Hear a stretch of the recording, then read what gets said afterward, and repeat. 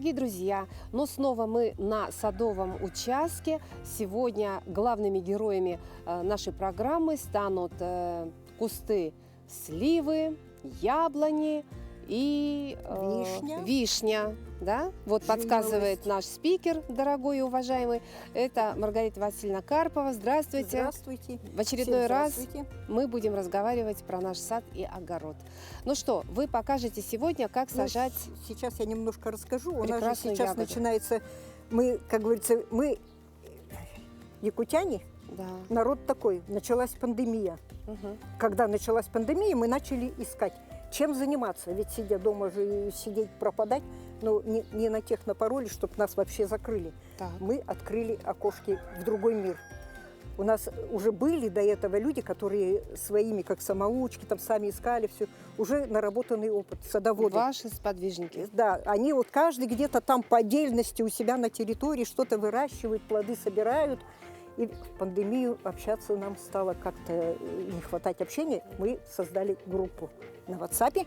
И на WhatsApp у нас вышли наши опытные садоводы. И плодово-ягодная культура. Которые выращивают уже давно. Очень хорошо, много выращивают сортов яблонь, выращивают вишни. Покусились уже на сливы. Теперь уже и на груши. А теперь у нас очередность освоить выращивание в Якутии винограда. Мы идем, исследуем за своей мечтой. Угу. И вот теперь у нас опять поступают саженцы.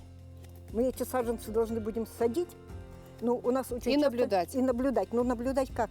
Мы еще садим, и я вот замечаю, что люди садят и не очень представляют, как эти культуры можно посадить. Ой, какие вы молодцы. Как правильно ее, главное, посадить. Потому что от правильной посадки любого этого южного кустарника, да и не только южного, зависит от того, как оно будет у вас расти. Потому что если неправильно посадили, там очень много причин его гибели или слабого роста. Просто кустарник зачахнет, он не сможет перенести нашу зиму. Ну давайте начнем что-то. Вот да? теперь мы начнем немножко маленький обход, как у меня что посажено. Может, этот мой опыт вам что-то подскажет? И пригодится, да. И может быть, кто-то вдохновится на посадку сливы, допустим, или груши даже, да, замахнется. А почему бы и нет?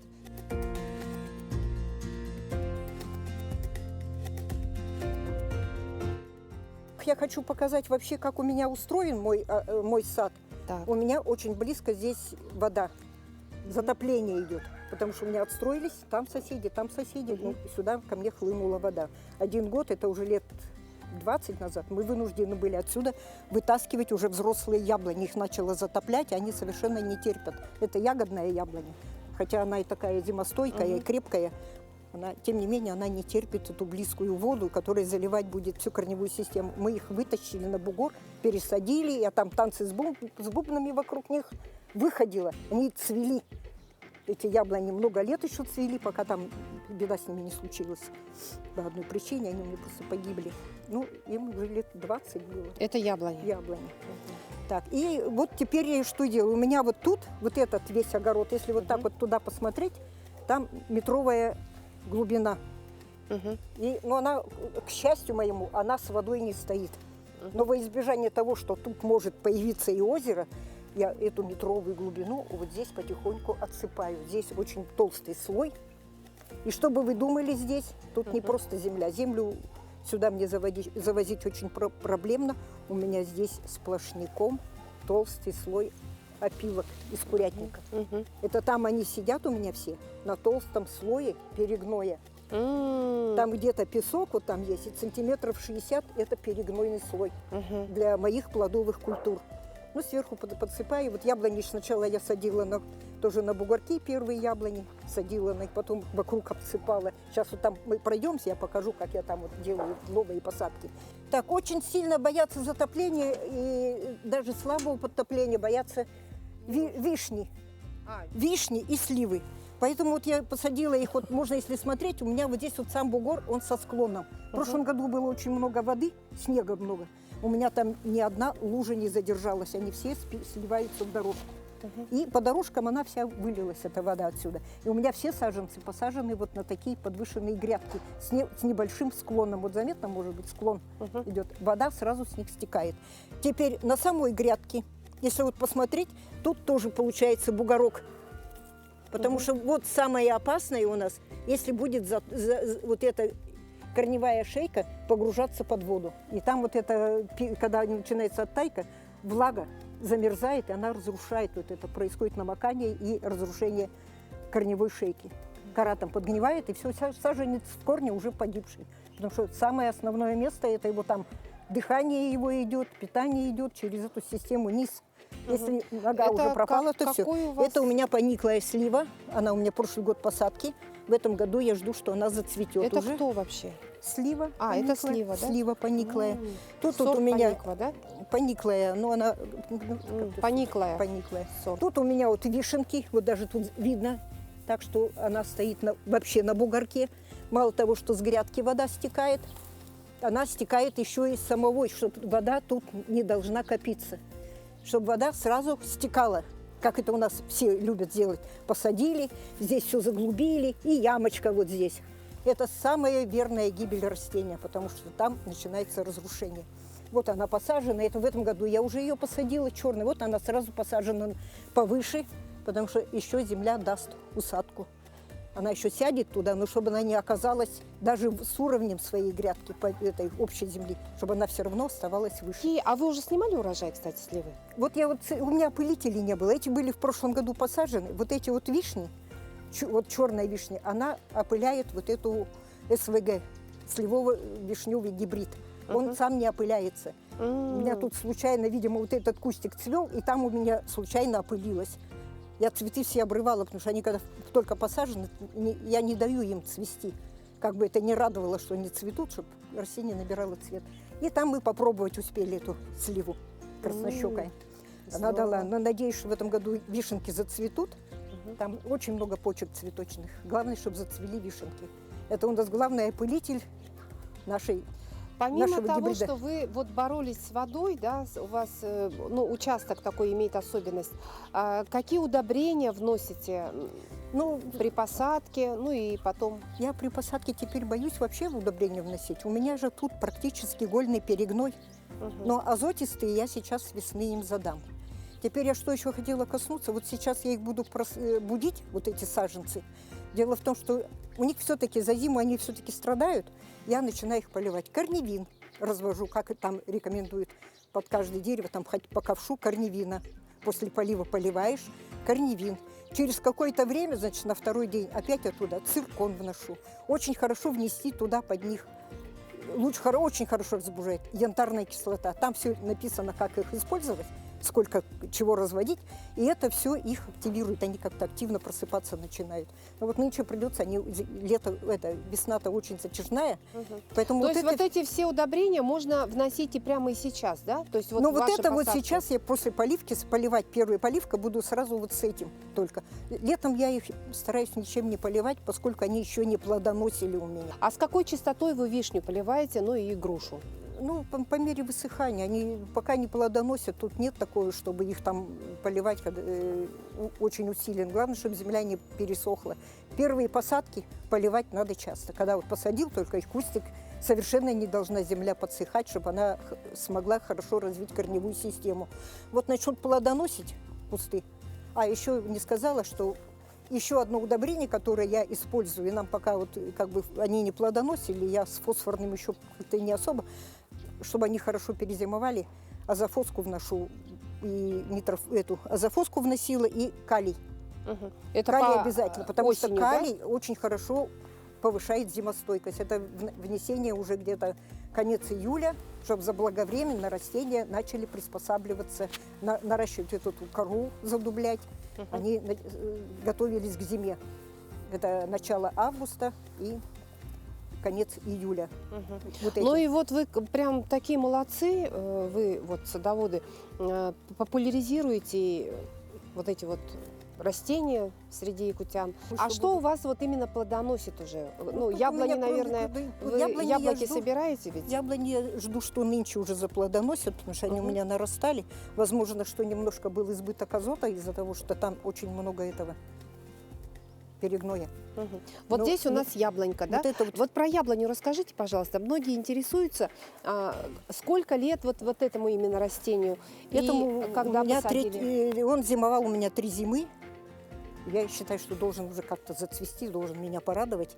Есть укороченные почечки, я думаю, что это, наверное, эти плодовые будут. В этом году А вы зацветут. обрезкой занимались? Что-то Тут, подрезали? Ну, яблони тут резать, в принципе, пока молодая, нечего. Там больше санитарная обрезка. Я еще ее хочу вот в перспективе, чтобы она Санитарная обрезка, это что имеется в виду? поломанные, старые вот ветки, которые еще пострадали от мороза. Вот она нигде не вижу, чтобы она пострадала от мороза, она вся с хорошими почками. В этом году я еще избежала, что бывает вот здесь под корнями. Тут у меня уже посажена клубника. И под корнями вот в этих местах сильно проедает мыши. В прошлом году у меня подъедают? 2 яблони кору съедают. А после этого там барзобоина появляется. И все, яблоня может погибнуть. На так вот 2 штуки погибли, мыши добрались туда. Хотя вроде все сделала. А как уберечься вот от этой В этом напасти? году я не пожалела, набрала деготь. И везде прямо деготь. Весь участок пах дегтем, все кустарники. Мыши не только отсюда, они даже от дома, уж у меня в курятнике в этом году мышей не было. То есть они убежали, От настолько дегтя они сбежали. им не И понравился яблоньки этот запах. все сохранились, ни у кого под корнем никаких погрызов не было. В основном А вот яблоньки. здесь это тоже яблоньки? А это войлочная вишня. Войлочная? Войлочная. То есть несколько сортов вишни у да, вас, вот тут песчаная Мгм. у меня растет вот это вот. А сколько вот песчаной лет? Вот я вот в этом году посажена, ну думаю, что она, В наверное, этом году имеется в виду саженцем, да? саженец, вот я нынче посадила, он поступили они у Саженец, нас. с двухлетка это или Ну, как? они двухлетки, скорее всего. Вот это у меня посажено в прошлом году, она, видите, уже как разросла, и она уже зацветет. Это желтая, это черная, там еще какая-то красная, по-моему. А какие почвы любит вишня? Ну, а так как-то, мне кажется, что она не очень привередливая почва, лишь бы не была она заболотисто-кислая и соленая не была. То есть, Почва ей если, вполне допустим, подходящая. кислая почва на участке, ее нужно раскислить, да? Раскислить надо. То есть для этого доломитовая... Доломитовую, золу. Или... Они на золу очень хорошо А отзываются. еще известь люди Известь. вносят. Зола, известь и доломитовая. Не гашеная. Гашеная. Можно гашеная. Гашеная. Это вот яблоньки. Яблони мы опять-таки- садим полукультурки, у них яблочки не такие уж крупные, но ощутимое яблочко. Потому что у нас тут мы привыкли, это ягодное, там с ноготок ягодка растет, и уже яблоки. Они все равно вкусные. Они чем вкуснее, я собираю лист, и вот эти яблочки крошу, и вместе с листом, если сушить, какой чай ароматный, яблочный получается. Ну и компоты, наверное, крутите. Ну, их в компоты делают из нее. Они мелкие такие, я поэтому сильно не заморачиваюсь компотом. Но вот с этих-то конкретно компотики-то можно делать. Это все, Это вот это у вас яблонька, это Там- вишенка, да? там тоже А здесь тоже яблонька яблоня и тоже вишня. и вишня. Вот там вот все А вы почему их посадили как бы вот рядышком, 2 совершенно разных сорта? Ну, я думаю, что они не должны друг другу мешать, тем более, что это сюда идет наклоном. Я еще их потом вот тут хочу немножко вот так вот попригинать и сделать более стелющуюся форму ее, чтобы она внизу росла. Яблоня? Да, вот ну, тут у меня еще... А для какой цели? Мне надо Как? было, ну, чтобы ее легче было накрывать снегом. Они без снега, вот эти цветочные почки будут погибать у них. Бессмысленно. То есть её обязательно выбросить. нужно Она- укутать, да? Они у меня зимуют вообще в наклоне. Сейчас она уже вот поднялась. Я ее сильно-сильно туда, постепенный, осенний, постепенный нажим. Вот каждый несколько дней проходит еще ниже, еще ниже, еще ниже. Пока Но вдоль вот это земли вот её не особенность именно нашего садоводства якутского в Да. условиях крайнего севера, где у нас температуры зимние, конечно же, очень такие Очень низкие ощутимые. температуры. Ну, у нас саженцы все приобретены из Бурятии, Тахой и Баргузин. У них температуры зимой очень низкие, и у них нет снега, у них весь снег ветром сдувает. А как они И в тех утепляют? условиях у них эти деревья зимуют. Нет, а как они их утепляют? Они их накрывают ультрасилом Ну, или они там... там тоже свои войлоком методики как-то накрывать, или и все, что? чтобы ветром их тоже ветром... Ветер сильно иссушивает. Но если они там зимуют практически снегом очень мало, то у нас-то сам Бог велел. Корневая И система у поэтому, них да, и поэтому зимующая. вы их укладываете. Такой же методикой вы пользуетесь вот при укладке Да, вишни, да? вишню проще наклонять, она очень Она гибкая очень. Гибкая очень. Мгм. Вот эти вот не наклонишь. Вот по первости я даже сломала ее, вот там она отломила ее, она у меня Это более слива. стелющая, слива. Мгм. Значит, у сливы, смотрите, сук, ну, основание дерева, Она ну, это очень дерево, хрупкая. дерево ведь, да? Да, Это она же не куст? деревце, да, это деревце. Мгм. Вишня, она кустарник, вот это дерево. И у всех вот особенность того, что все вот эти южане страдают от того, что у них идет подмокание. Они нисколько могут погибнуть от мороза, если тут все закрыли и все, сколько неправильно посаженное в ямку погибнет вот от того, что им она вымокнет и не взойдет, не распустится весной. После малин моя самая любимая ягода – это жимолость. Ну да, Я очень полезно. смородину так не люблю, как эту жимолость. Она не то, что я люблю вообще немножко горчинку. Но в прошлом году от хорошего полива, когда было очень много воды, я несколько раз упускала шланг. И тут просто озеро стояло. Для жимолости это не страшно, что тут болото. Зато ягоды были на них сладкие-присладкие. Где эта горькая жимолость, которую наш ботсад продает. У меня там стояли Скажите, кусты, а я больше сколько вообще. этому кустику лет? 4 года. 4 Да, вот года? посадки 4 года. А сколько с куста вы собираете? Она не такая урожайная, но с куста вот до 2 литров. Это я считаю, что нормально с него. То есть Они вы еще у меня- замораживаете Они еще ягодку, сильно да, не на зиму? разрослись, эти кусты. Мгм. Они еще высота поднимается. У меня вон там кусты такие высокие стоят. Тем уже То есть больше. вот здесь вы посадили вот на этой грядочке чисто только жимолость, да? Тут жимолость. И- А и- вот рядышком недалеко вот это у меня растение. роза. Роза, так. Роза, И яблоня, привезенная да? с Кольского полуострова. Ух ты. И она как бы у нас тут зимует совсем неплохо. Я ее пригну под снег Ну, и все. Кольский полуостров это ведь тоже, Но там морозов нет. да, ну, Таких сильных морозов, тоже как у нас. Арктика, но... Арктика, но там Да. очень короткое лето. А вот рядышком Это дерево. ягодное яблоня. Тут садила я, покупала в свое время с магазина, где было раньше покупать. Видно было, что она тут была культурная, на нее привита, но она чахла. Ну ни в какую. Замерзает и все, обмерзает и все. Ну и бог с ним. Пустила, и пускай, думаю, это для красоты хоть растет. Сколько вы поливаете яблоню в неделю, допустим? Ну нет, не так критично ты ее поливать, чтобы каждую неделю. Если когда жара, конечно, и тоже туда не менее 5 ведер воды надо вот сюда залить, а то и вот дерево большое становится и до 10 ведер под большое. Вот эти большие требуют воды много. Для успешного садоводства нужно... Вот вам повезло в плане того, что... Нет, вернее, вам не повезло. У вас заболоченный участок, скажем так, да, очень много воды. Но в плане того, что вы занимаетесь еще и курами, разведением кур, да, и у вас очень много перегноя. То есть все ваши посадки, как вы сказали, сидят вот на вот этом перегное. Ну и, соответственно, этот перегной, он перегорает и дает тепло, да? А он и тепло дает. Я почему стала использовать перегной? У меня был такой опыт в перегнойной почве. Он у меня картофельный перезимовали. Это говорят, что она плохо отогревается, там все, и там, в общем-то, это все просто замерзает, потому что долго отогревается этот перегной. И мы были удивлены, что у меня где перегной лежит, там эти картошки полезли лесом.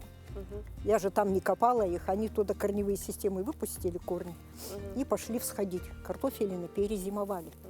Я думаю, значит, То есть вот эти перегной не вот такой уж и холодный. теплолюбивые, совершенно какие-то южноамериканские или какие-то культуры, да, ну как вот этот сладкий картофель, произрастает у нашей героини на Ну садовом вот, участке. теперь-то ему места нет, а он как пырей везде лезет.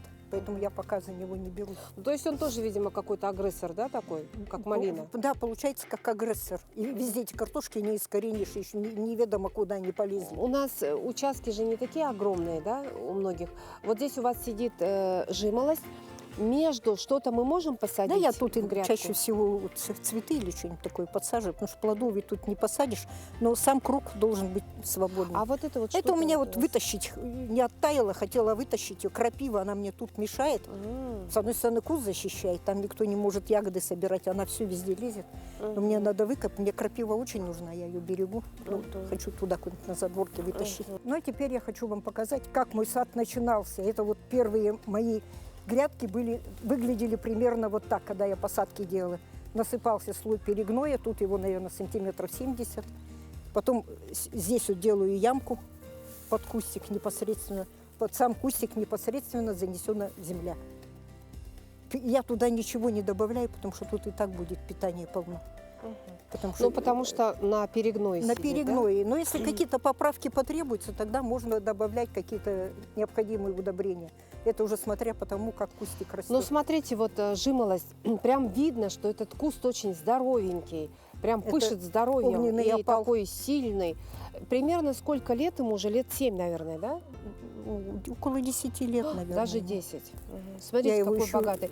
А его нужно, вот этот куст, как-то прорежать, Да, их какую-то прорежать надо обрезку тут. делать. Тоже, Жимолость видимо, старые какие-то убирать нужно, да? старые, подсохшие. Тут Мгм. больше идет вырезка та, что... Ну, как вы говорите, да, санитарная. санитарная больше. Мгм. И уже старые ветки, там смотришь, они уже не пришли в негодность, их просто оттуда вырезаешь, и все. То есть, смотрите, вот сад, огород начался у нашей героини с посадки привычной Если нам тут вот жимолости. Да? Ну, вот, Жимолость у нас есть вот в все- диком вот виде. все яблони вот Мгм. на таких буграх сидели, вот, Да. так, вот такая А глубина потом была. вы взялись за Все- яблони. Да. Да? А потом за яблони появился возможность приобрести саженцы. И давайте саженцы сажать. Вот посадила груши тут вот первые. Мгм. То есть потом у вас появились груши. Вот они только посаженные тоже. Как будут. Посадили в прошлом году саженцами, вот, да? вот, Это двухлетки? Их только вот посадили, весной приехали. Ну, они двухлетки, видимо, Они да? двухлетки. Мгм. То есть груши. Сколько они должны сидеть вот в этой грядке, чтобы потом, ну, Но они, попробовать первые ну, плоды? на следующий год могут уже зацвести, потому что они все привитые. Мгм. С Если 3 бы они лет, получается. семечко выращивать, можно лет 10-15 ждать, они зацветут, не зацветут. Но все культурные саженцы, вот эти, которые мы приобретаем с питомников, они все привитые, с плодоносящих растений. Поэтому ветка уже сама, она уже зрелая, вот эта маленькая веточка, которую прививают на корешок, она уже зрелая, она уже готова к цветению. Вот она подросла, и в этом году, даже если она зацветет, я ей не дам цвести. Надо, чтобы она корни набрала, иначе она не перезимует. То есть вы цветки все обрываете. удаляю все Примерно цветки. когда они начинают цвести? Где-то в июне? Ну, вот зависит от нынче, я не знаю, даже прогнозов не могу сказать, когда она теперь зацветет, потому что было очень холодно. Скажите, Маргарита Васильевна, где вы черпаете вообще всю эту информацию? И это ваш и практический опыт, и плюс еще вы где-то ведь учитесь. Но я источники разные ищу. Смотрю, где-то опытные какие-то садоводы, оттуда берешь, потому что там весь опыт у них рассчитан средняя полоса России. И этот опыт надо искать именно там, где климат близок к То есть, нам. по сути, получается, да, что вы, Мы тут Маргарита все- Васильевна, Мы тут все вы, нарабатываем. Вот у нас получается, да, вот как Кузьмин. экспериментаторы. У нас есть Кузьмин, который вот здесь тоже все приспособился, уже он научился выращивать вот здесь, в Якутии, вот эти вот полукультурные яблоньки. С этого и начал. У него сад уже хорошо, он ведрами яблоки собирает. Я помню, буквально несколько лет назад у нас в Якутии вот люди, которые выращивают яблони, они вообще считались сродни там, ну, каких-то там, ну, это пионеры, действительно пионеры своего дела. И это было удивительно, невероятно. А сейчас, ну, по сути, получается, что такие культуры растут в каждом втором садовом участке, да? Ну, сейчас у нас И это столько все много, благодаря вот тысячами же таким вот завезли. экспериментаторам, как вы. Это так здорово, это так необычно и классно. В общем, урожаи вы будете собирать груша, жимолость, она уже у вас Да, жимолость мы цветет, собираем. вы собираете каждый год.